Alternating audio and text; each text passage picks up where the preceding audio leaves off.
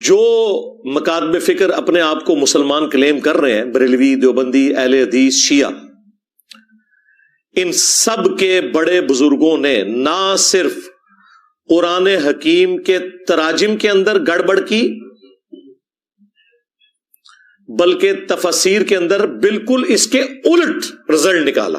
لہذا صرف قادیانیوں کہ اس طرح کے مذہبی لٹریچر کے اوپر پابندی نہیں ہونی چاہیے، بریلوی، دیوبندی، اہل حدیث، شیعہ کے بھی بزرگوں کے قرآن کے تراجم اور تفاسیر پہ بھی وہ پابندی لگنی چاہیے۔ الحمدللہ رب العالمین والصلاة والسلام علی سید الانبیاء والمرسلین، اما بعد فاعوذ باللہ من الشیطان الرجیم، بسم اللہ الرحمن الرحیم۔ مبارک ثانی نامی ایک قادیانی نے ایک کتاب تفسیر کبیر نامی لوگوں کے اندر تقسیم کی، جس کتاب کے اندر قرآن مجید کی آیات طیبات کے اندر معنوی تحریف کا ارتکاب کیا گیا تھا۔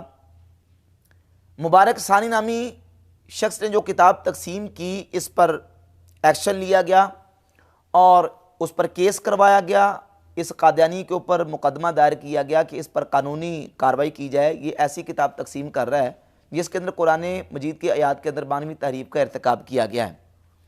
کیس لا گیا کورٹ کے اندر، پھر سپریم کورٹ کی طرف سے چیف جسٹس نے اس کے بارے میں فیصلہ دیا۔ فیصلہ جو دیا گیا، پاکستان بھر کے اندر جو مکاتب فکر موجود ہیں ان کے علماء کی طرف سے اس فیصلہ کے اوپر تحفظات کا اظہار کیا گیا کہ یہ فیصلہ اسلامی اور آئینی روح سے درست نہیں ہے، اس پر نظر ثانی کی جائے۔ بعد میں کورٹ کی طرف سے اس پر نظر ثانی کا بھی حکم دیا گیا۔ اسی دوران مرزا جیلمی نے ایک بیان ریکارڈ کروا کے اپلوڈ کیا اور اپنی سابقہ روش کے مطابق مرزا جیلمی نے اس موقع پر بھی قادیانیوں کے خلاف مقدمہ کمزور کرنے کی کوشش کی، مسئلے کو الجھانے کی مرزا جیلمی نے کوشش کی ہے۔ اس موقع پر بھی اپنی سابقہ روش کے مطابق جس طرح یہ کرتا ہے، وہ کیا کیا؟ وہ یہ کیا کہ مرزا جیلمی نے مطالبہ کر دیا کہ جیسے قادیانیوں کی کتابوں کے حوالے سے بین کرنے کا مطالبہ کیا جا رہا ہے، تو یہ جو جتنے مکاتب فکر ہیں، اہل سنت و جماعت، بریلوی، دیوبندی، وہابی، شیعہ، جتنے مکاتب فکر ہیں، ان کے علماء نے جو قرآن مجید کے تراجم کیے ہیں، ان تراجم کے اندر بھی ڈنڈیاں ماری ہیں، یعنی تحریف کا ارتکاب کیا گیا ہے، لہذا ان پر بھی پابندی عائد کی جائے۔ یہ مطالبہ مرزا جیلمی نے کر دیا اور پھر چند حوالہ جات دیے ہیں کہ یہ دیکھیں یہ تحریف کی گئی، لہذا ان پر بھی پابندی عائد کرنی چاہیے۔ لیکن اس میں مرزا جیلمی نے نہ تو مودودی کے ترجمے کا ذکر کیا اور نہ اپنے بابے ڈاکٹر اسرار کے ترجمے کا ذکر کیا۔ مرزا جیلمی ایسے موقع پر ایسی ہی کارروائی کرتا ہے، اور اس گفتگو کے اندر مرزا جیلمی نے اپنے مسلمات اور اپنے بنائے ہوئے اصولوں کے اوپر کلہڑا بھی چلا دیا۔ جب میں نے مرزا جیلمی کے بہت سارے مقامات پہ مواخذے کیے اور مرزا جیلمی کی گرفت کی، جب یہ نبی پاک صلی اللہ علیہ وآلہ وسلم کی ذات اقدس کے حوالے سے اس طرح کے اس نے الفاظ نامناسب استعمال کیے، جسارت کی، اور اس نے بہت بڑی بے باکی کا مظاہرہ کیا، تو ہم نے اس کی گرفت کی کہ تم نے سرکار دو عالم صلی اللہ علیہ وآلہ وسلم کی ذات اقدس کے لیے جو الفاظ استعمال کیے ہیں یہ حضور کی شایان شان نہیں ہیں، تمہیں یہ الفاظ واپس لینے چاہیے اور ان سے رجوع کرنا چاہیے۔ لیکن مرزا جیلمی ڈٹ گیا اور کہا کہ انشاءاللہ میں نے ایسے ہی کرنا ہے، میں نے یہی الفاظ استعمال کرنے ہیں۔ ایکسٹرا کے لیے فالتو سے بہتر میرے پاس کوئی لفظ ہی نہیں تھا کہ میں بولتا کہ جس کی وجہ سے آپ کے دماغ کی گریں کھلتی، ٹھیک ہے؟ تو میں نے اس لیے جان بوجھ کے ایسا لفظ استعمال کیا، اور آئندہ بھی میں ایسا ہی کروں گا انشاءاللہ تعالی۔ اور مرزا جیلمی کے بلائنڈ فالوور نے بھی مرزا سے مطالبہ کیا کہ تم الفاظ کا چناؤ اپنا صحیح کرو، تمہارے الفاظ کا چناؤ بہتر نہیں ہے۔ تو اس پر مرزا کہتا ہے میں نے انشاءاللہ ایسے ہی کرنا ہے۔ یہ جو الفاظ کے چناؤ کا مسئلہ ہے نا، اسی نے تو امت کے اندر گمراہی کا دروازہ کھولا ہے، میں نے ایسے ہی کرنا ہے۔ یہ بھائی سوال نمبر 5 ہے محمد انس رضا کا، پوچھتے ہیں کہ آپ کو پتہ ہے کہ پاکستان کا ماحول کیسا ہے، تو آپ ایسے الفاظ نہ بولیں اور جب اپنے الفاظ کا چناؤ ذرا بہتر رکھیں تو ٹھیک نہیں ہوگا۔ نہیں، کوئی ضرورت نہیں ہے الفاظ کا چناؤ بہتر کرنے کی، الفاظ کے چناؤ کی بہتری نے تو امت میں گمراہی کا دروازہ کھولا ہے۔ اور پھر اس نے اصرار کے ساتھ بار بار رسول اللہ صلی اللہ علیہ وآلہ وسلم کی ذات اقدس کے لیے ایسے الفاظ استعمال کیے جسارت کرتے ہوئے۔ مثلا نبی پاک علیہ السلام کی مرغوب اور محبوب نمازیں، نفل نمازیں، سنت غیر موقدہ، ان کو مرزا جرمی نے کہا کہ یہ وہ فالتو تھا جو نبی علیہ السلام شوق سے کیا کرتے تھے. نفل کا معنی کر دیا فالتو. حالانکہ نفل کا معنی فالتو ہمارے اردو محاورہ کے اندر استعمال نہیں ہوتا، اور نہ ہی نبی پاک علیہ الصلوۃ والسلام کی ذات اقدس کی نسبت سے اس کو حضور کی ذات کے لیے استعمال کرنا جائز ہے، درست ہے ہی نہیں. لیکن مرزا جرمی ڈٹ گیا کہ میں نے ایسے ہی کرنا ہے. یہ الفاظ کے چناؤ نے تو امت کے اندر گمراہی کا دروازہ کھولا ہے. اسی طرح مرزا جرمی نے نبی پاک علیہ الصلوۃ والسلام کی ذات اقدس کے لیے بار بار مر چکے کے الفاظ اصرار کے ساتھ اس نے استعمال کیے. جب سیدنا ابوبکر صدیق رضی اللہ تعالیٰ عنہ کا خطبہ صحیح بخاری سے اس نے بیان کیا، جس میں صدیق اکبر کے الفاظ یہ ہیں کہ من کان یعبد محمدا فإن محمدا قد مات، تم میں سے جو محمد صلی اللہ علیہ وآلہ وسلم کی عبادت کرتا تھا وہ جان لے کہ محمد صلی اللہ علیہ وآلہ وسلم کا وصال ہو گیا. اس میں لفظ ہے ماتا، قد ماتا، فإن محمدا قد مات، نبی پاک علیہ الصلوۃ والسلام کا وصال ہو گیا. اب ماتا کا ترجمہ مرزا جرمی مر چکے کرنے پر بزد ہے کہ نہیں جی مر چکے. وصال بھی عربی کا لفظ ہے، وفات بھی عربی کا لفظ ہے، انتقال بھی عربی کا لفظ ہے، یہاں لفظ ہی مر چکے کرنا ہے ترجمہ.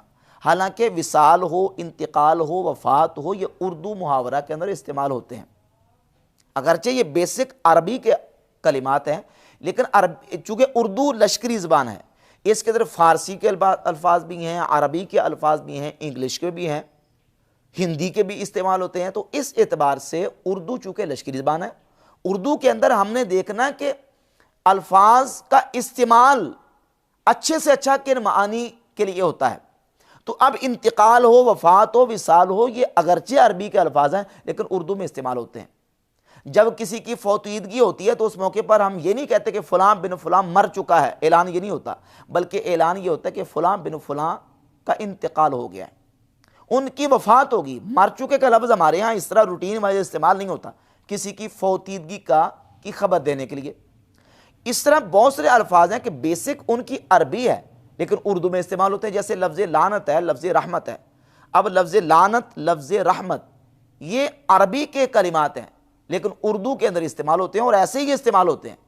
تو وفات، وصال، انتقال یہ عربی کے الفاظ ہونے کے باوجود اردو میں استعمال ہوتے ہیں.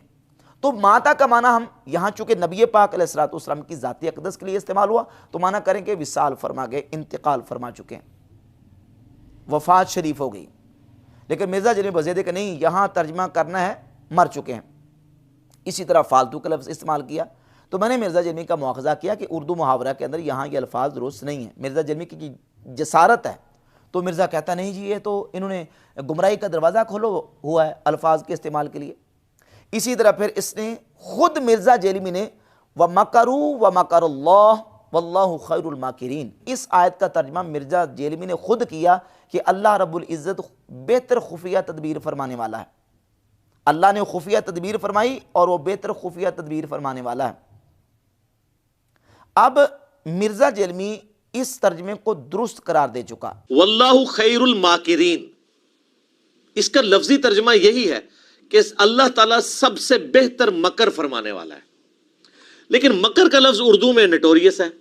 اب اعلیٰ حضرت نے اس کا ترجمہ کیا اللہ تعالیٰ وَمَكَرُوا وَمَكَرُ اللَّهُ، یہ آیت واللہ خیر الماکرین سورہ آل عمران میں.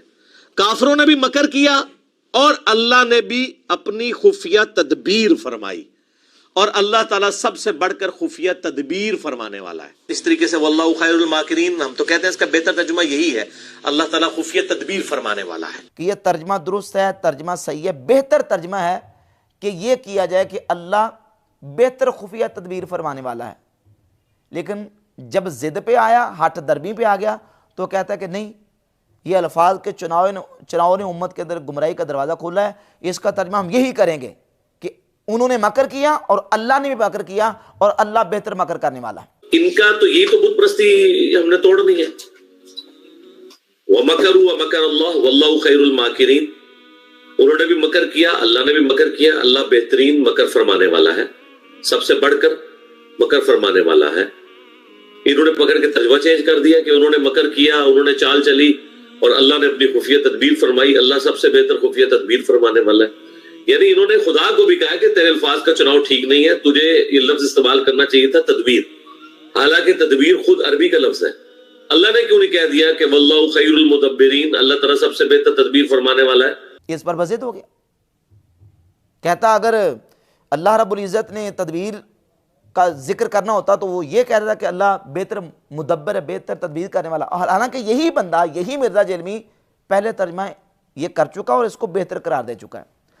اسی طرح اس گفتگو کے اندر مرزا جیلمی نے کیا کیا کہ قرآن مجید کی سورۃ الضحیٰ کی آیت وَوَجَدَكَ ضَالًّا فَہَدَىٰ، اس کا ترجمہ کرتے ہوئے ایک تو یہ کہا کہ یہاں ضالًا نبی پاک علیہ الصلوۃ والسلام کو کہا گیا، تو اس کا ترجمہ یہ ہے کہ حضور کو اللہ نے اپنی محبت میں خود رفتہ پایا تو اپنی طرف راہ دی، اور یہ ترجمہ بہتر ترجمہ ہے اور اعلیٰ حضرت نے بھی یہی ترجمہ کیا ہے. تو اعلیٰ حضرت نے ترجمہ بالکل ٹھیک کیا.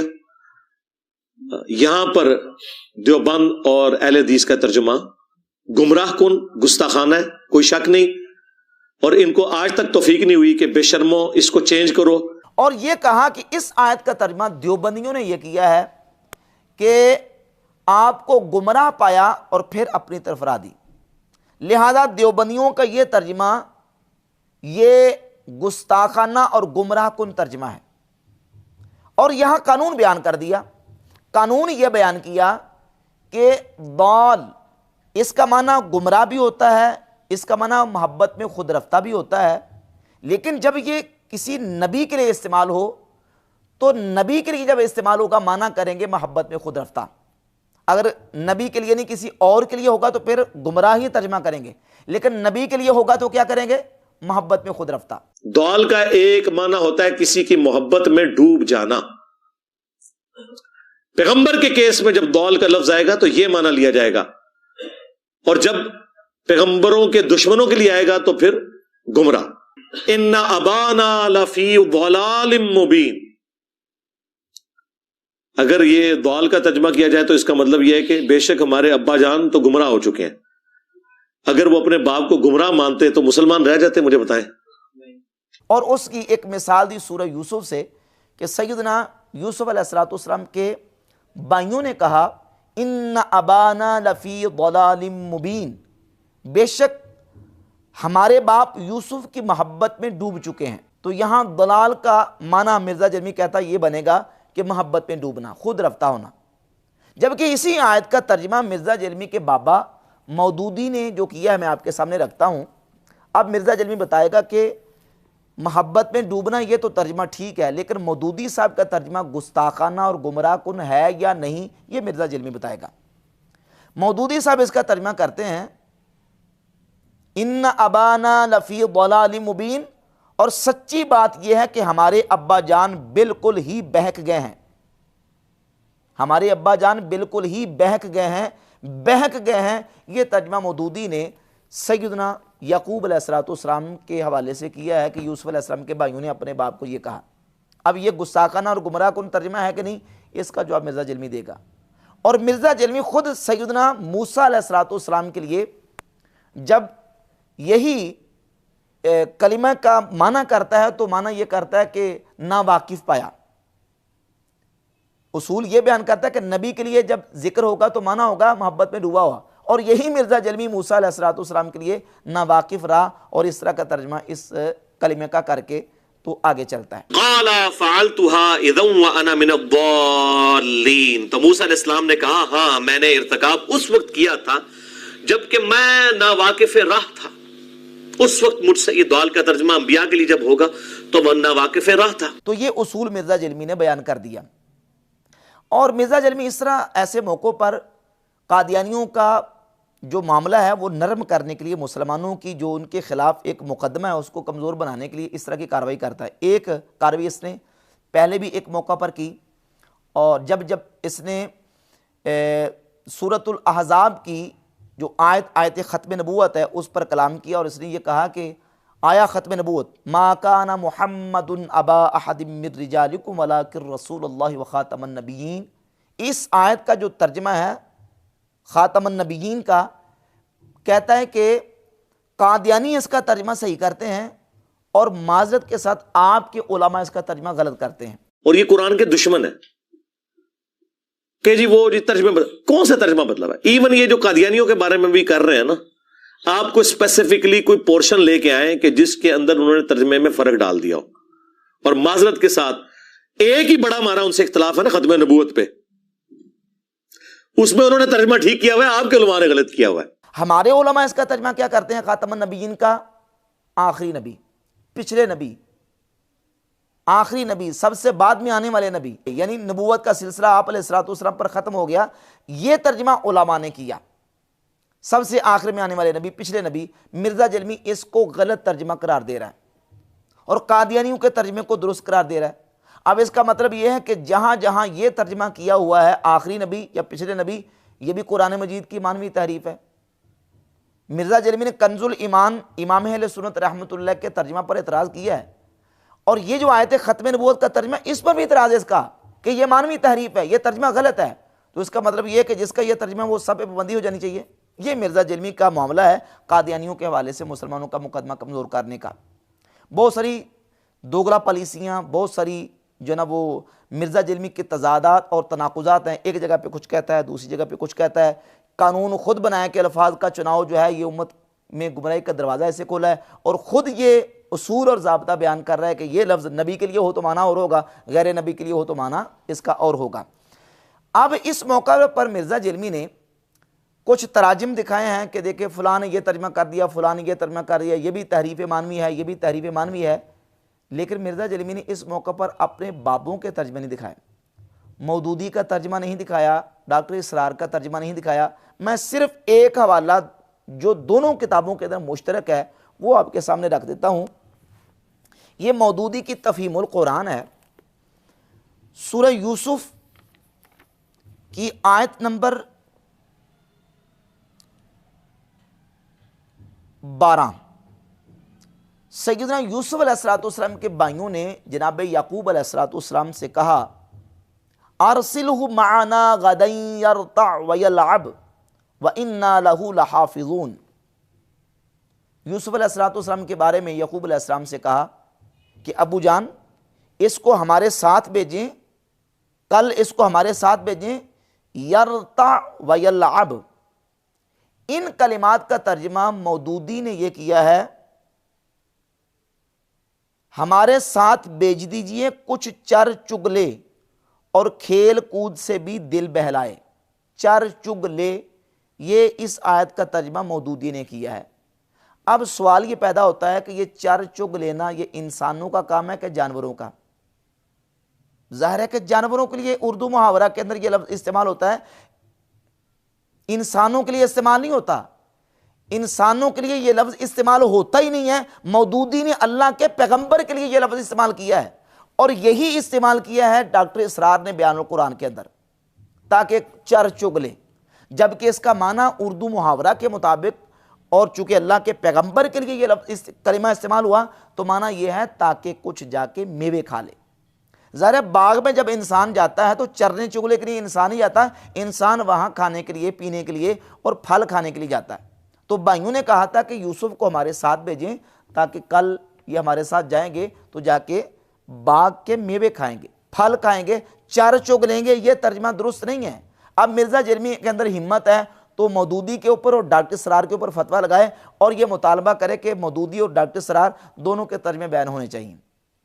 اعلیٰ حضرت امام اہل سنت رحمۃ اللہ علیہ پر تو اس نے اعتراض کیا کہ دیکھیں قرآن کی تحریف کی, اور حوالہ کیا پیش کیا ہے؟ سورہ الرحمن کی جو ابتدائی آیات ہیں ان کے حوالے سے مرزا جلمی نے یہ کہا کہ دیکھیں امام احمد رضا خان نے اس کا ترجمہ غلط کیا ہے, تحریف کر دیا قرآن مجید کے اندر. الرحمن علم القرآن خلق الانسان علمہ البیان. اعلیٰ امام علیہ سنت رحمۃ اللہ علیہ نے ترجمہ کیا ہے کہ رحمان خلق الانسان, انسانیت کی جان محمد صلی اللہ علیہ وآلہ وسلم کو اس نے پیدا کیا.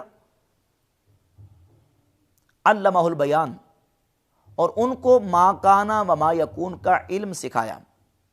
اب یہ کہتا ہے یہ تو تحریف ہے مانوی, یہ کہاں ہے ما کانا و ما یکون کا علم جو سکھایا ہے؟ یہ کون سا ترجمہ ہے؟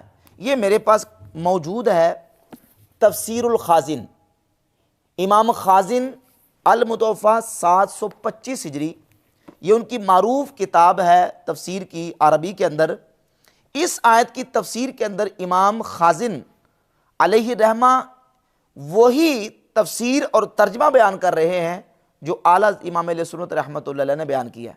چونکہ کنز الایمان شریف ترجمہ وہ قرآن مجید کا تفسیری ترجمہ ہے۔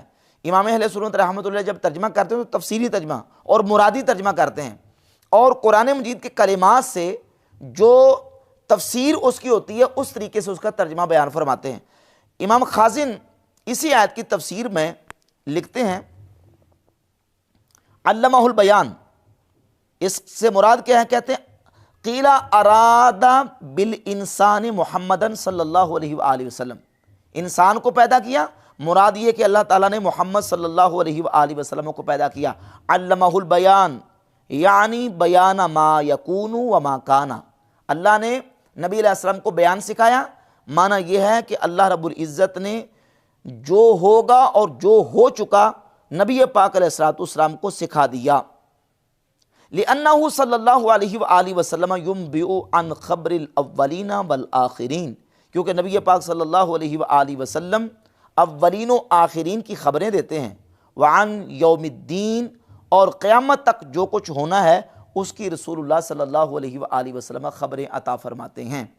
تو اب یہ جو آیات ہیں، ان آیات کا جو ترجمہ کنز الایمان شریف میں اعلیٰ رحمۃ اللہ علیہ نے کیا ہے وہ سیم بعین ہی وہ تفسیر اور ترجمہ تفسیر خازن کے اندر موجود ہے۔ اور علمی اور اگر آپ عربی کی گرامر کے حساب سے دیکھتے ہیں تو تب بھی دیکھیں قرآن مجید کی ان آیات کے اندر جو کلمات ذکر ہوئے ہیں، علمہ البیان، علمہ البیان، البیان سے مراد کیا ہے؟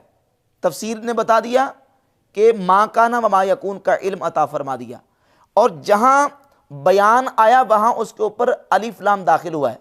اور یہ بات یاد رہے کہ الف لام کی 4 قسمیں ہیں، الف لام استغراقی، الف لام جنسی، الف لام عہد ذہنی، الف لام عہد خارجی۔